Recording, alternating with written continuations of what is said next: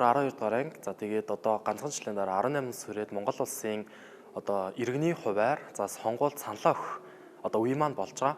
Өөрөөр хэлэх юм бол иргэн бие өөрийнхөө төлөөллийг одоо өөрийнхөө төлөөллөөр дамжуулаад Монгол эх орноо удирдах тэр боломж нэгдүгээрт надад нэгдэж өгч байгаа. А хоёрдугаарт ер нь яг иргэний засаглал гэж яг ер нь юу юм бэ? Иргэн бид яг ямар үүрэгтэй юм бэ? Төр ямар үүрэгтэй юм?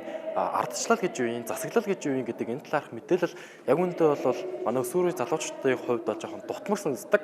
За тэгээ үүний хувьд яг ингээд яг энэ чиглэлээр үйл ажиллагаа явуулж байгаа байгууллагууд хаана байна? Яг энэ чиглэлээр бид нар хэрхэн боловсрол олох боломжтой байна? Энэ чиглэлээр бид нар яг хаанаас мэдлэг авах боломжтой байна гэдгийг судалсны үндсэн дээр яг энэ өсвөрийн парламент гэдэг хөтөлбөр байдаг юм байна гэдэг олж мэдээд за энэ хөтөлбөрт 2 жилийн хугацаанд бүртгүүлээд 2 дахь жил дээрээ тэнцэж гарч ирсэн байгаа.